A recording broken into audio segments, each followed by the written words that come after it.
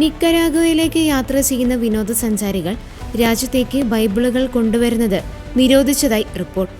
പൗരാവകാശത്തിനും മതപരമായ സ്വാതന്ത്ര്യത്തിനും മേലുള്ള സർക്കാർ നിയന്ത്രണങ്ങൾ വർദ്ധിക്കുന്നതിനിടെയാണ് ഈ പുതിയ വിലക്ക് പ്രാബല്യത്തിൽ വന്നത്.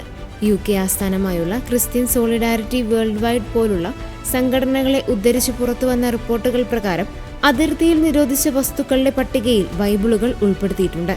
ബൈബിളുകൾക്ക് പുറമെ പത്രങ്ങൾ, മാസികകൾ, പുസ്തകങ്ങൾ തുടങ്ങിയ അച്ചടിച്ച മറ്റു വസ്തുക്കളും ഡ്രോണുകളും ക്യാമറകളും ഉൾപ്പെടെയുള്ള ഇലക്ട്രോണിക് ഉപകരണങ്ങളും രാജ്യത്തേക്ക് കൊണ്ടുവരുന്നത് വിലക്കിയിട്ടുണ്ട്. പ്രസിഡന്റ് ഡാനിയൽ ഒർട്ടേഗയുടെ ഭരണകൂടം പൗരാവകാശങ്ങൾക്കും ക്രൈസ്തവർക്കുമെതിരെ നടത്തുന്ന അടിച്ചമർത്തലിന്റെ ഭാഗമാണ് ഈ നീക്കം. 2018 ഏപ്രിൽ മുതൽ രാജ്യത്തെ ആയിരക്കണക്കിന് സിവിൽ സൊസൈറ്റി ഗ്രൂപ്പുകളുടെയും 1300-ലധികം മതസംഘടനകളുടെയും നിയമപരമായ പദവി സർക്കാർ റദ്ദാക്കിയിരുന്നു. മതപരമായ ഘോഷയാത്രകൾക്ക് വിലക്ക് ഏർപ്പെടുത്തുകയും മതനേതാക്കളെ നിരീക്ഷിക്കുകയും തടങ്കിലാക്കുകയും ചെയ്തിരുന്നു. സ്വതന്ത്ര ശബ്ദങ്ങളുടെയും വിവരങ്ങളുടെയും ഒഴുക്ക് രാജ്യത്തേക്ക് നിയന്ത്രിക്കാനുള്ള നിക്കരാഗയുടെ ശ്രമങ്ങളുടെ ഏറ്റവും പുതിയ ഉദാഹരണമാണ് ഈ നിരോധനമെന്ന് മനുഷ്യാവകാശ പ്രവർത്തകർ ചൂണ്ടിക്കാട്ടുന്നു.